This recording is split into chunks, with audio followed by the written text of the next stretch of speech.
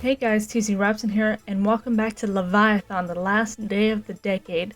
Now, when last we left off, we were about to head on to the White Circle District, I believe is what it was called, by hitting the metro to head and see the jeweler of the ring that Oliver Bertrand's deceased mother had, to try to solve the mystery of her murder. So, let's head on over there. Train stores are wide open and a thick yellow steam swirls near the entrance. You can get on the train and go to the next station. So to White Circle we go. I'm going to the White Circle station. Oliver sits down in the train car and the train starts to move. Whee! Alright, so I'll head into town. And I'm supposed to find this, go down here. Let me head on down. Ooh. He said it was a red curtain, so I'm assuming this is the place. Hello? Good gracious, Lord heaven, that's not what I expected. Okay. I like the little doll here. He's so cute, the little bunny rabbit. The little skull underwear. He's so cute. Alrighty. What, may I ask, is this? Oliver notices a surprisingly beautiful, finely made horn on the counter of the jeweler's workshop. The instrument looks magical. It sparkles strangely somewhat on its edges. Oliver gently reaches out to touch the horn laying on the counter. Whoa! Hey, Sonny, look at it. Don't you dare touch it with your hands. Do you think I'm blind? If you try to take it, I'll kick you out no matter what aristocratic family you're from. Calm down, I only want to know more about the instrument. As if that would keep you from taking it.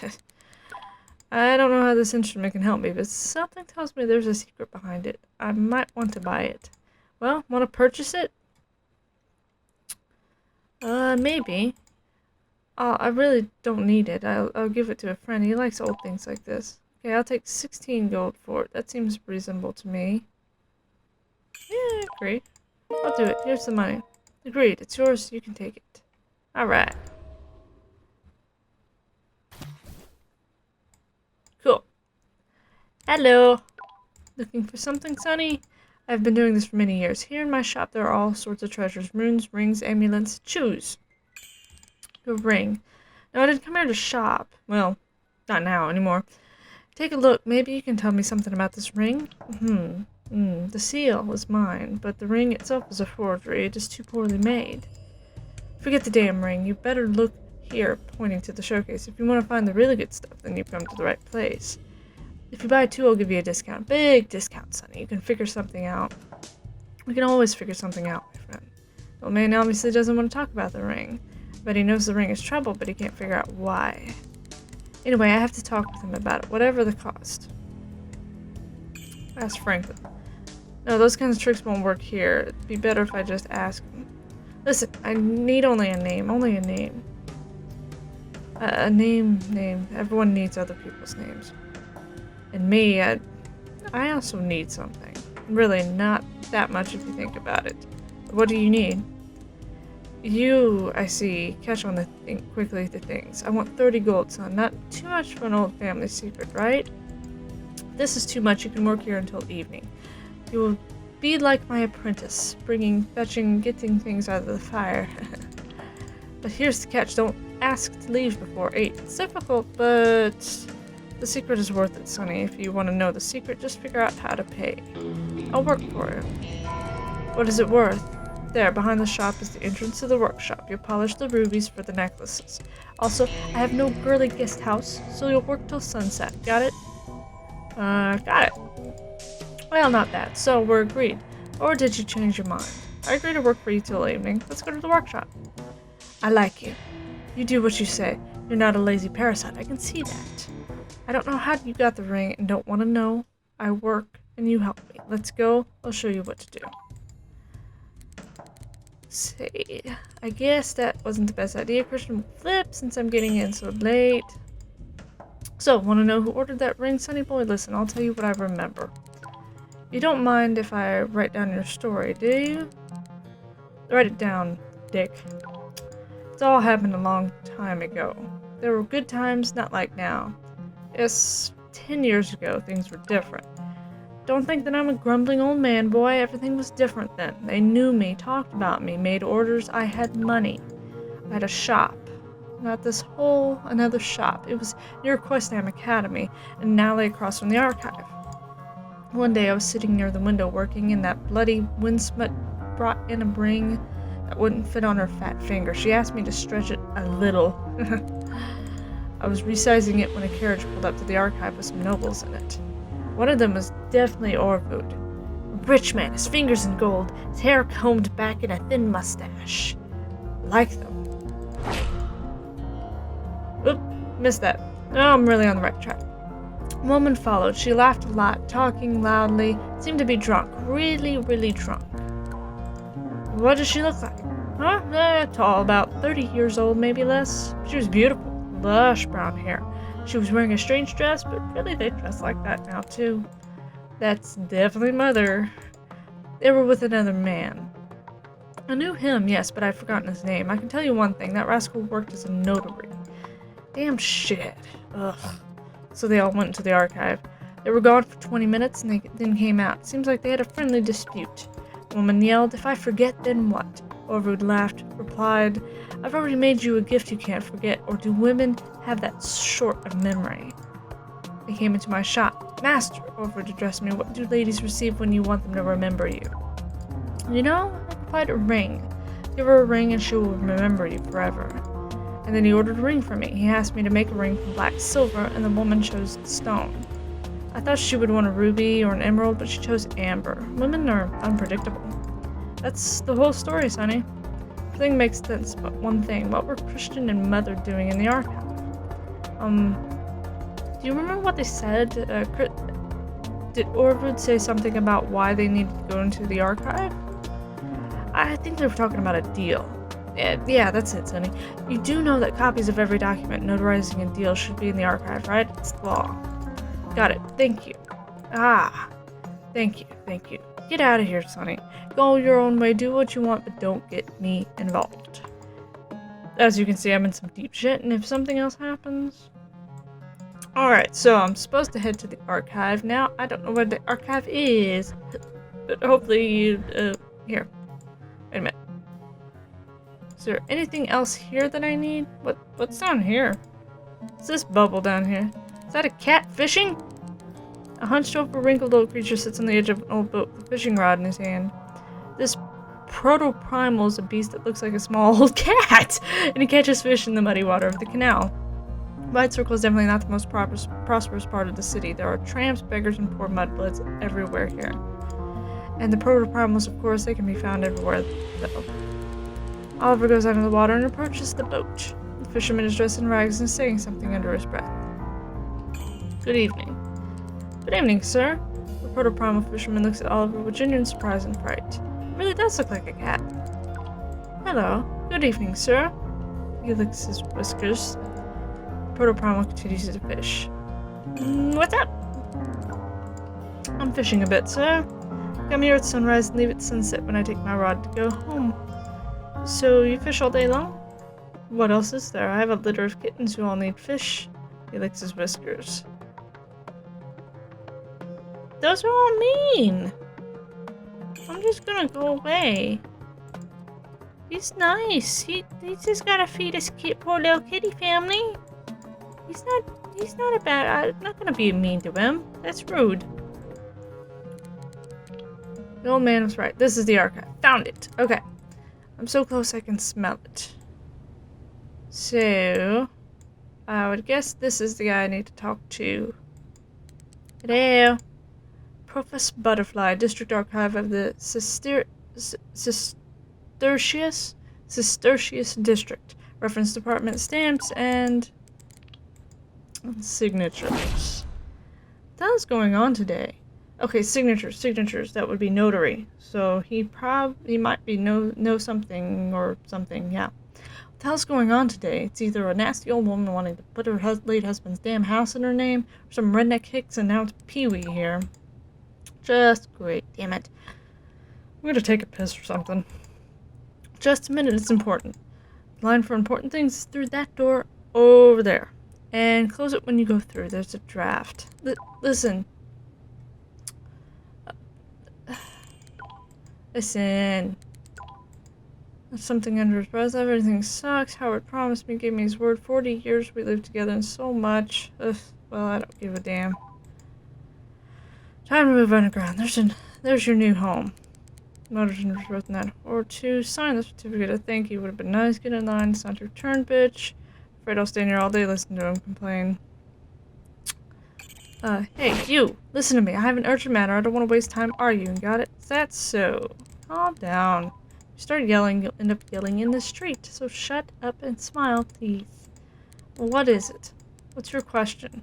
Some kind of contract was signed 10 years ago in this building. Can I get a copy of it? No, you can't. Next. Wait, I really need those papers that show that agreement. Do they exist? If the transaction was agreed upon, then yes. And they're stored here. It is the archive. Oh, can I see the documents? Oh, no. Get out of here. Sorry, I skipped through that one screen really quickly. Next. What should I do now? Oh, hello there, Edna. Oliver notices Edna hiding behind a column. Master, I saw and heard everything. That fatty's just asking for the beating of his life. Shall I bite his tender flesh a couple times so he'll wise up? I don't know, Edna. He's a jerk, but for a brief instant, the silhouette of the tree flashes before Oliver's eyes.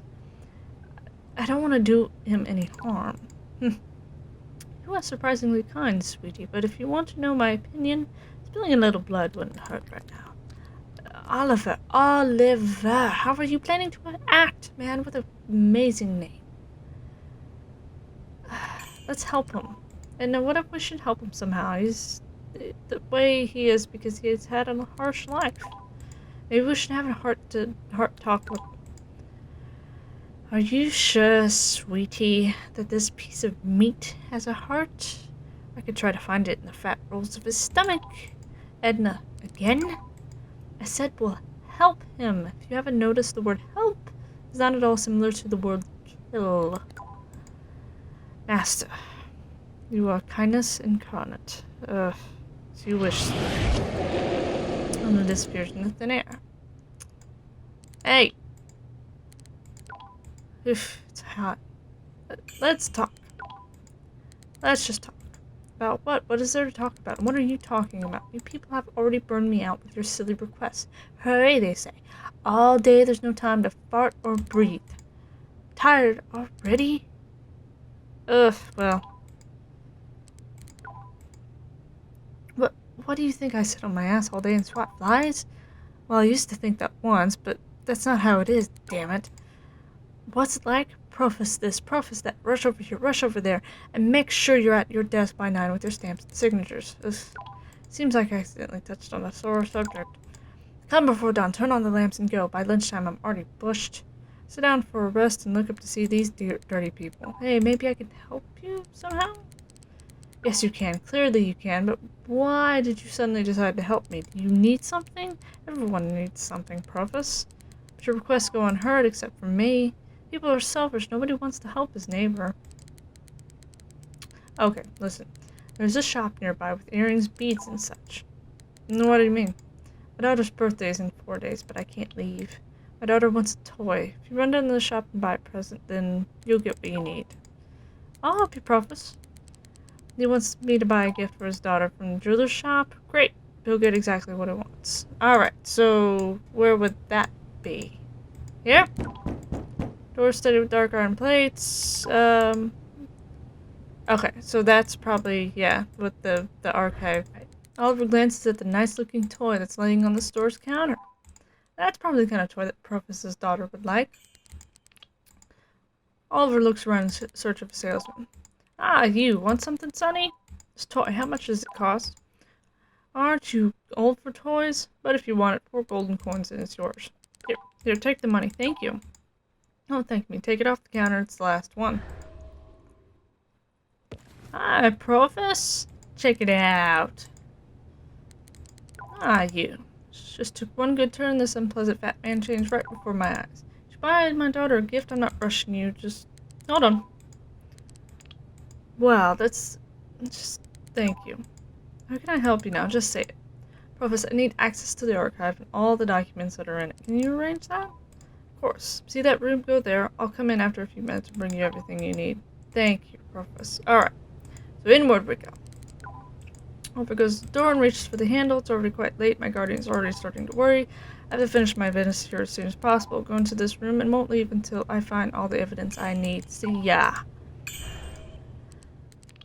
Okay, listen to me carefully and don't say anything. Some of the dusty old documents in this archive are more than 400 years old. That is a very creepy shot of this dude. I'll admit, this is extremely creepy.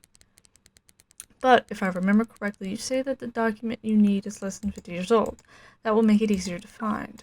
Every document is stored alphabetically. So, if you need a document about the Nickelbergs, then ask for documents that start with N. Got it? Yeah. Go on. I'll bring one folder at a time. I'm not a slave. I won't haul a ton of paper for you. It's against union rules, too. If you need anything, knock on the door and I'll come help you. Understand? Or do I need to repeat what I just said? I understand. Yes, I understand. Alright, good. Thank Leviathan, you only look dumb. You get it. You're really not an idiot. If you need anything, knock on the door and I'll come. Okay, I'll be in the hall. There's a long line of annoying people waiting. They're all hags. I can't stand them. Alrighty.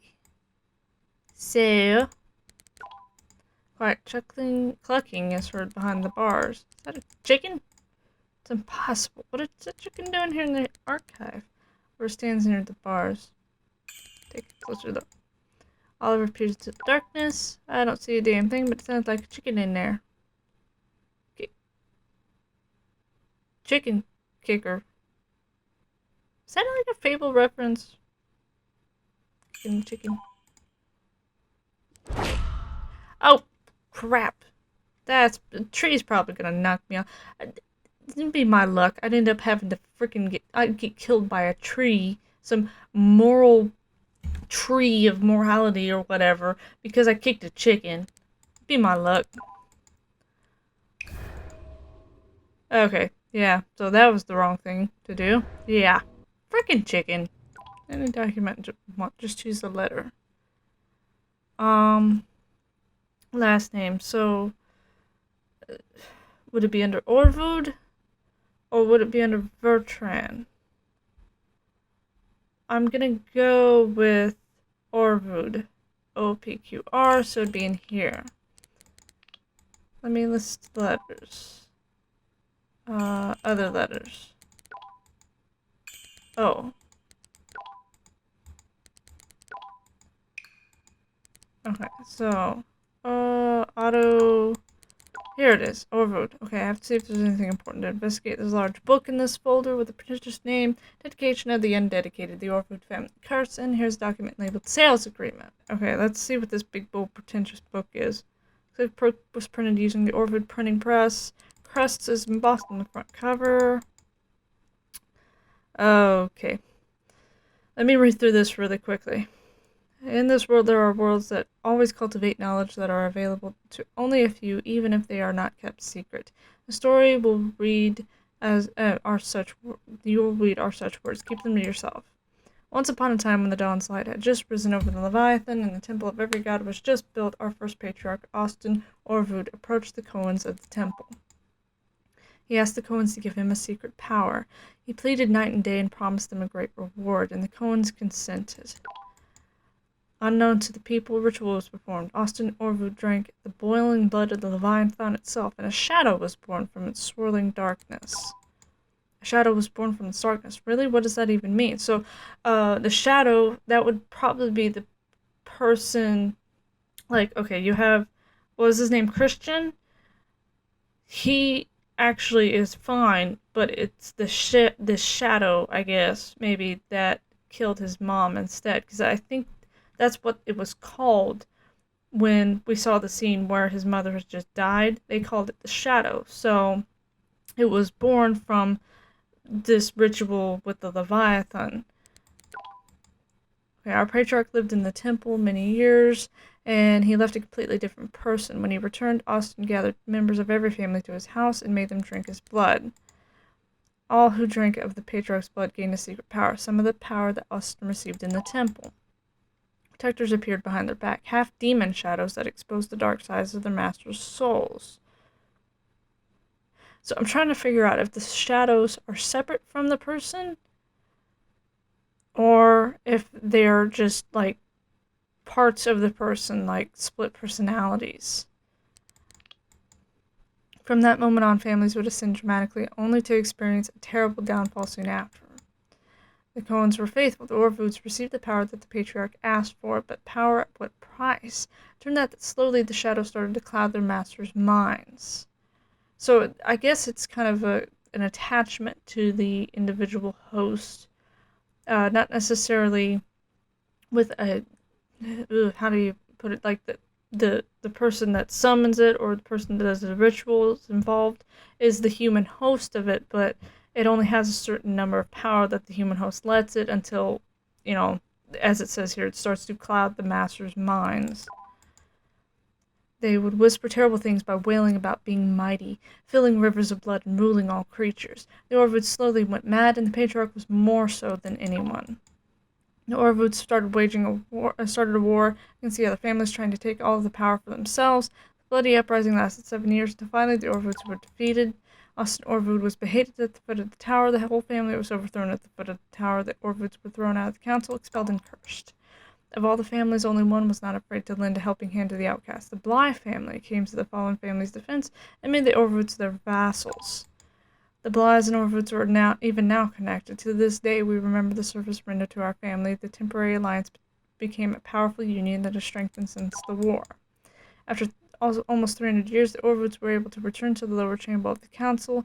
The cautionary tale of the shadows finally became no more than a story. There are dozens of pages more to read about the mutual relationship between the Blys and the Orvoods. It seems I had learned something important. Orvood has some kind of shadow, a demon-like creature that he inherited.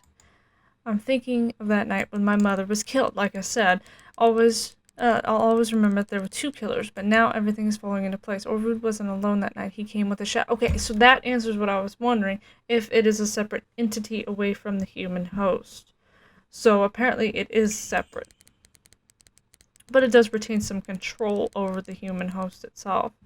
So here's a sales agreement that his mom and the other Orvood, Christian, the other one.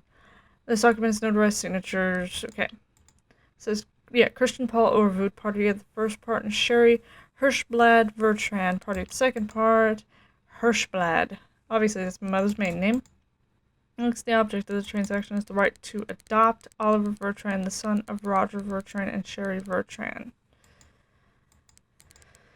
So she just, mother sold me to my guardian. Oh, crap. I didn't expect that. Okay. But why did he kill her? Why did he have to hide it if the transaction was legal? I guess I don't know a lot about my mother. Maybe there's something else written about this in the documents. So, okay. So, maybe I look under H, then. Based on the agreement found in Orvood's folder, my mother has the last name of Hirschblad. Maybe some of the documents I find here will tell me something. Strange, I never even thought about which family my mother belonged to. We never met her relatives, and I never even heard anything about them. Maybe our family's relationship wasn't as rosy as I thought it was back then. The Hirschblad letters were in a white folder. Is there anything in here that is worth looking at? So, these folders are similar to a dossier. Families' names are on the front. Triberg, Lestfreud, this folder is signed Bertrand. Wonder what's in it. Whoever opens the file. It's a dossier. Photograph on the first page of my father when he was young and had short, stiff hair. Bertrand's main source of income: hunting demons, sorcery, magic, mining, and working with amber. There's a small clipping from some book laying here. Amber is a very important part of the Bertrand business. They say that the family has a special way of working with stones. After polishing and cutting, the stone gains the ability to capture the image of demons and appearance that come close to the person holding the stone. In order to decipher the image that was recorded on the stone, the Bertrands use a special device that they make themselves. So I wonder if that's what's going on with the ring, even though it's a forged ring, that it's not the ring itself that's valuable, but it's actually the amber stone. So is that strange machine with all my father's stuff that strange device? The Bertrand stone records only the image of the demonic creature, appearance of various forms, demons who have made pacts with people, blood magic, etc. So the amber ring The amber recorded image likely of Christian's shadow. That's what I'm guessing. In order to find demons, virtues wear jewelry with this stone. Pendants, brooches, or earrings and tiaras with amber rings and bracelets may also be used. The ring and amber. Yes. I didn't realize it before. Mother's ring, and it's adorned with a big piece of amber. There's a bit more information here. About the family's income, their place in the council, and a brief genealogy. I'm not sure that's very useful. It looks like a dossier was made with a young Sherry Hirschblad was looking for a husband. I guess I should be grateful for her choosing my father. What about this one, real quick? To Sherry Hirschblad only, Sanders' name is written, so it's allegedly I can't read a word. Let's look here. Dear Sherry, accept that my daughter. Oh, it's from my grandmother. Okay. The look on your face the last time we met and your recent letters all indicate that you're in the deepest despair, and the cause of your distress. Your father may seem malevolent, but in all reality he is depressed. He insists that he repeatedly warned you even before you started arguing about how the Bertrands are paupers and untrustworthy, and that to marry a man from that family was a mistake. And about your husband, it seems that the news of his suicide has reached our region too quickly. Is it true that he ripped open his stomach right there in the council hall? They say that he asked for money for his family, but everyone refused, and then I don't approve of what he did, but I can understand. It's awful, just awful. Awful like your plans for your boy Oliver. How can you sell your son? Have you gone mad, my girl? You can't save your family by sacrificing it. What will you have left? Just your daughter Jenny? Oliver has a sister? Apparently. I sincerely hope that your deceased husband didn't know of your plans, or he wouldn't have forgiven you, and he'd be right. I'm probably trying to justify my mother's actions, but it looks like she made the deal with Christian because of my hardship my family was facing. Here's an... Did you just go past the whole Jenny thing? I didn't know you had a sister. Where the hell did she go? Hello, daughter. Okay, the following half of the page. Courtesy is typical of provincial aristocracy. I'm not going to try to pronounce it. It's too late for that. But after that, there seems to be something important. The whole world is gossiping, daughter. Your name is heard everywhere. Someone said that Sherry Bertrand has gone mad, and the others are repeating it. I won't ask you whether it's true or not, but I'm worried, especially since your last letters are so strange. Cancel the deal? What are you talking about, Sherry? You took the money, have spent part of it, your debts are paid, but your debt to Orvud has only increased. At first I didn't approve of selling Oliver, but everything has gone too far now, and if you've signed a contract, then there's nothing left to do than meet the conditions of the agreement. Have you gone crazy like a mean-spirited rumors say? What I just read explains my mother's strange behavior. Right before she died, she was definitely not herself. I remember that well. So, and now what? Do I go to Bertrand now? Let's try Bertrand.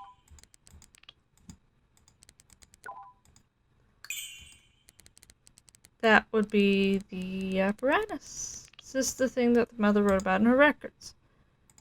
Alright, so Oliver notices a pile of promissory notes that are tied with a gold bank ribbon. Loan of $2,200 due January 4th, 1578. Loan, da-da-da. Here's a postscript written by my father. I will pay by... So these documents, my family was in debt, a lot of debt. I remember my mother suffered as she saw our family getting poorer. She tried the best she could, but our family had too many expenses. And then my father disappeared and everything became so depressing. Okay, what's this say? Identical scrolls made of thick gray paper. Each one is written with blurred letters to say notice of death.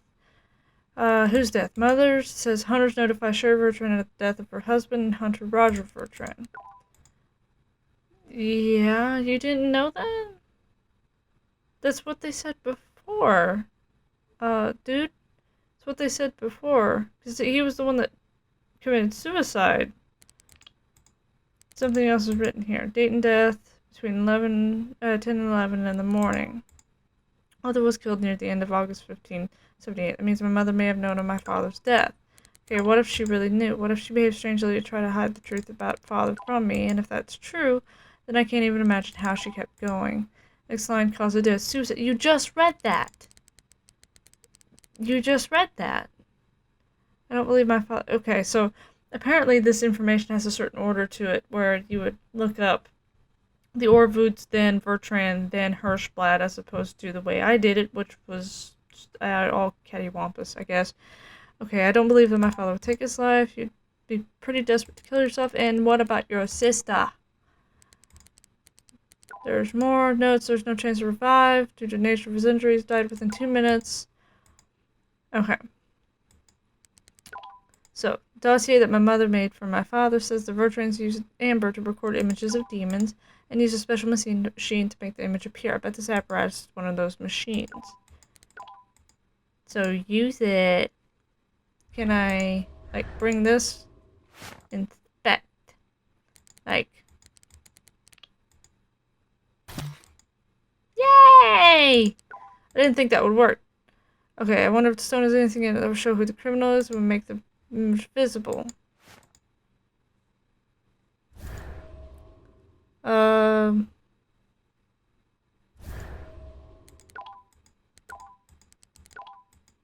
Stone that I pulled out of the mother's ring is definitely amber. Maybe I should check it out. Puts the stone in the apparatus and turns on the machine. Whoa. Room is filled with a bright light. Blue light. A bright light, blue light. There we go. An image appears in the beams of light coming from the stone. Everything is like that night. Mother's lying on the bed and is being strangled by Christian's shadow. I'm sure that Mother was killed by the shadow. The silhouette of the murderer is blurry, but the silhouette of my mother is imprinted quite clearly. There can only be one explanation. The imprint of the murderer looks blurry because in real life the murderer really does look like that. I've got you now, Christian, and your damn shadow, too. This is what happened. It all started when my parents got into debt. Those receipts I found in my father's papers are sufficient evidence of that. Our family is impoverished. Mother and father tried to get money. Father borrowed gold from other nobles, but my mother chose another path. Mother made a deal. She found a man who would pay her a large sum of money to have the right to become my guardian. That's how these adoption papers appeared.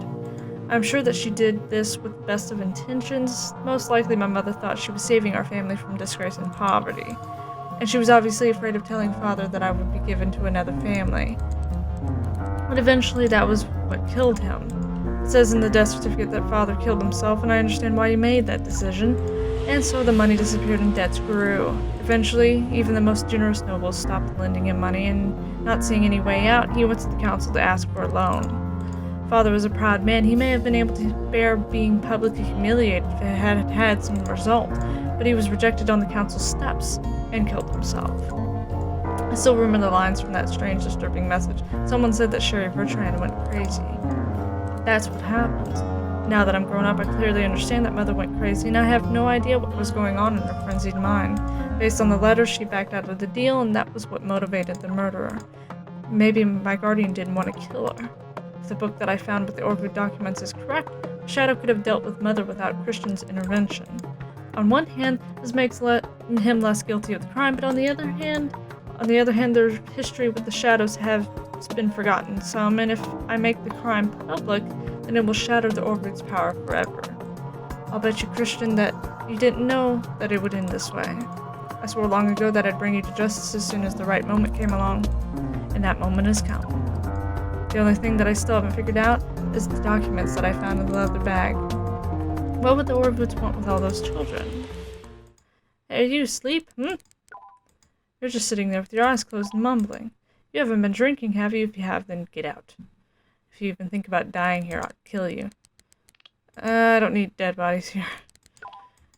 Everything's okay, I'm just lost in thought. Everything's okay, he says. Okay, maybe you're okay, but I'm busting my ass here. Are you Oliver Bertrand? Yes, get your stuff. Some guy in the bank employee's uniform has come for you. He said he's an Orvoot. I'm not about to cross the Orvoot. It's not worth it, so get up and get lost. Christian. Yeah, that's what he said his name was. Come on, get up. Do I have to make you get up? My guardian is here. But how did he find me? And did he know where to look? Alright, so I think this will probably be a good stopping point. Because I think this will go into the next episode, episode 3. So we're all excited. We've got the evidence where it all points over to Christian and his shadow. It's starting to come together a little bit more. The shadows are they're derived from like black magic and stuff like that. So it's starting to piece together a little bit more. I still don't know where the Vargoyles come in, like Edna and all them, and the talking trees and all that. But this is really shaping up the story, and the mystery and everything's really shaping up. There's still elements in the world that I don't quite understand, but I still really love the detail of it, and I love how it's tying together. But we'll have to continue the story next time. We'll start episode 3 in the next episode. Until then, I am TC Robson. Stay obsessed.